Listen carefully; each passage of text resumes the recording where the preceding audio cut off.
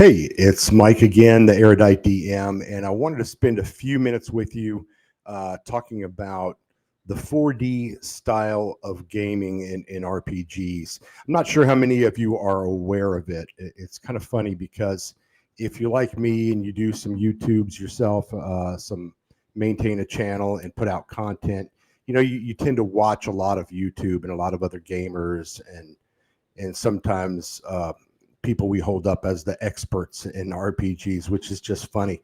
I am certainly not an expert, and I have so much to learn, and I try to learn something from everybody. But recently, I became aware of 4D gaming and this style of play that is all about immersion and staying in character, and staying within the almost like acting out your character at the table or in an online game. And it's very challenging and very difficult to do if you're not used to playing that way.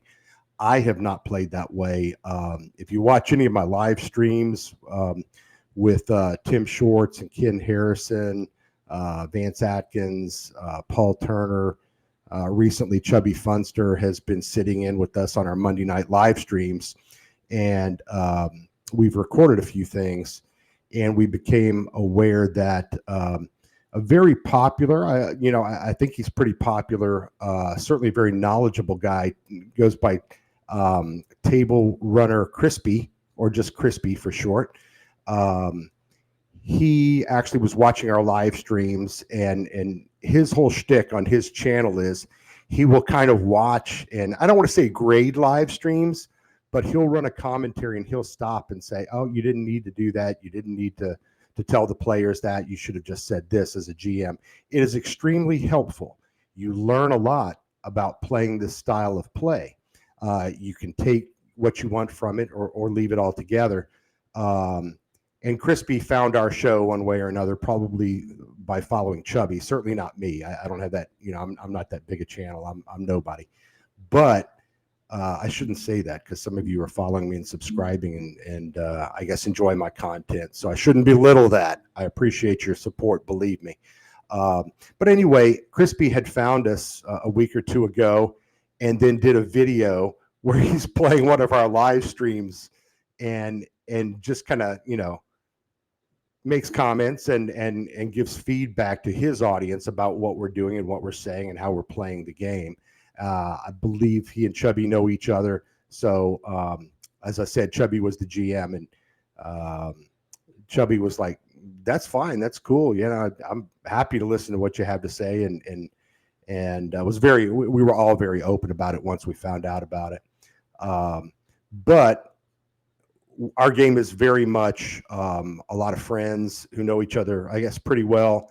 And some of them have played together for years and years and years. So our game, quite honestly, feels a little more like the games I played as a kid. We're telling dad jokes and we're breaking character all the time. And it's Monday night, so it's a very relaxed, casual game of Shadowdark.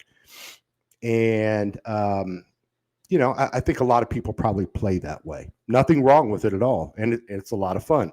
We're blowing off steam, and we have friends and regular commenters, some of you who come back and watch the live stream and add a lot to it, and we appreciate all of that. Believe me, it's a lot of fun. So anyway, Crispy found us and did a commentary, and it was pretty interesting. And then another YouTuber I've become aware of recently who really knows his stuff is Better with Bacon. Who's a really smart guy. I call myself the Erudite DM because I have some degrees in history, whoop-de-woo. And I'm well-read and so forth in fantasy as well as in history and things.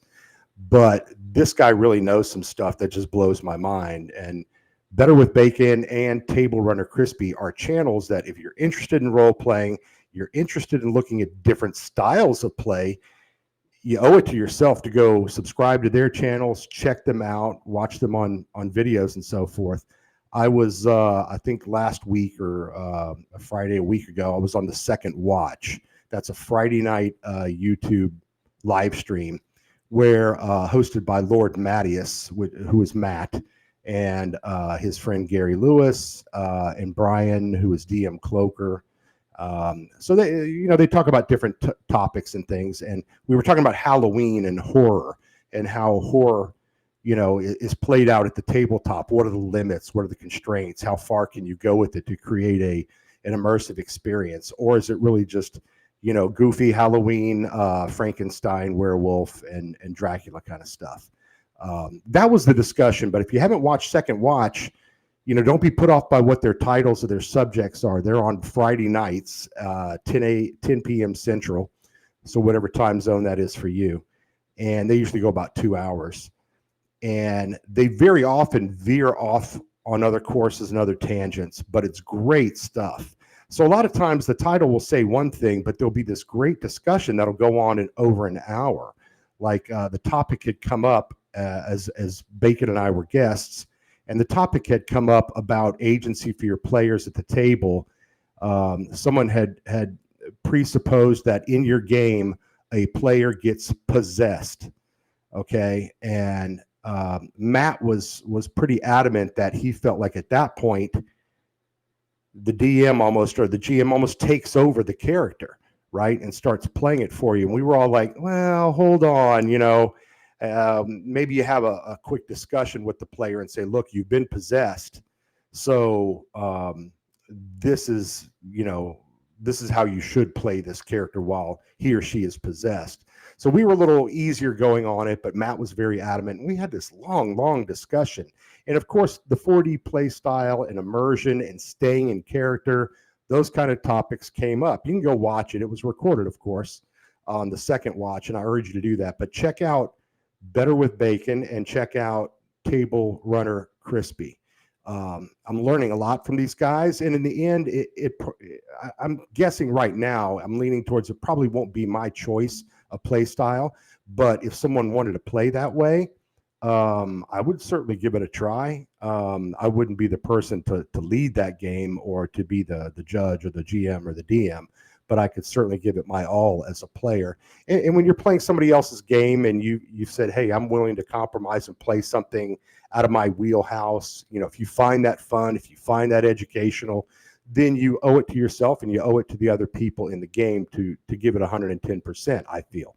So all that being said, I really respect these guys. But on our Monday night stream, this had just happened. We had found out that Crispy had reviewed us, and it's a little embarrassing, because they're stopping and going, this guy, he does, Crispy doesn't know me, and he's like, this guy Mike, oh, that was good right there, that's good. He's talking as his character, and then in the next sentence I'd crack a joke or do something, and it drove him crazy. But his videos are very entertaining, but also you'll learn a lot.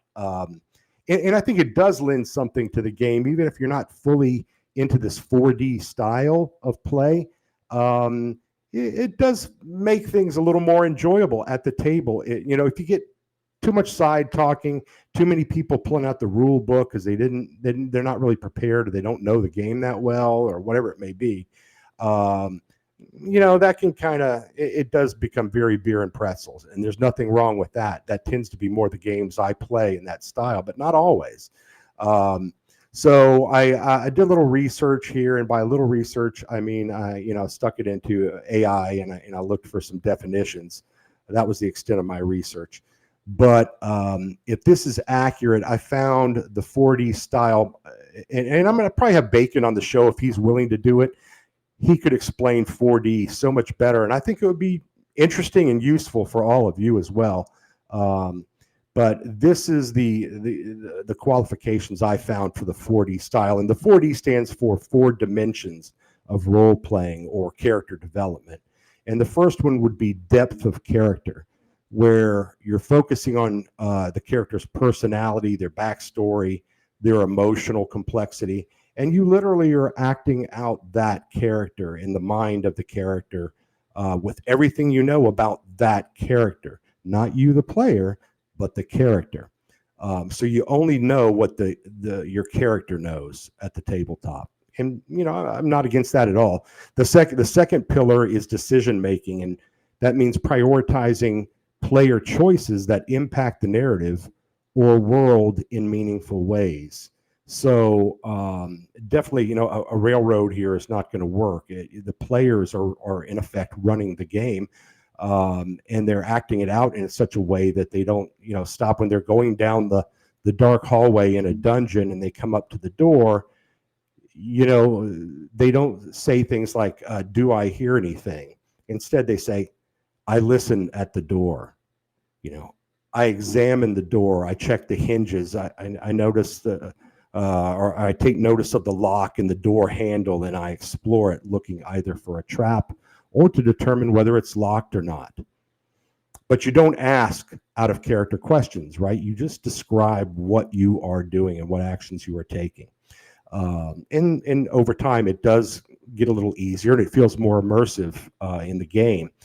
The third pillar is dynamic interaction, which is engaging deeply with the other players, the NPCs, and monsters, or the game world through improv, role-playing improv.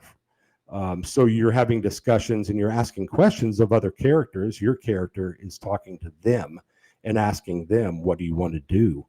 Should we go down this way or that way? Or did you hear something?" But you're not talking to the GM. You're pretending like the GM isn't even there.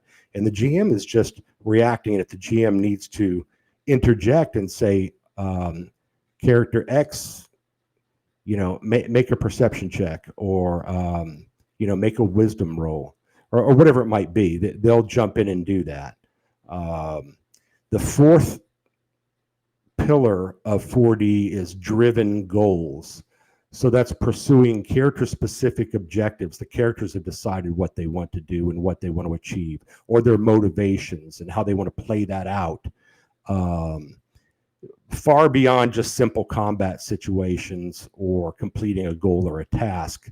For instance, and I'm spitballing here, so if I say this wrong, I'm going to double check all my math here and my quote research, and I'm going to discuss it with Bacon when I get a chance and see what he thinks. But you're exploring the world and you're taking an expansive view with everything at the tabletop within the game setting, and that alone. Okay, so those are the four pillars: depth of character, decision making, dynamic interaction, and driven goals. That's what makes up 4D.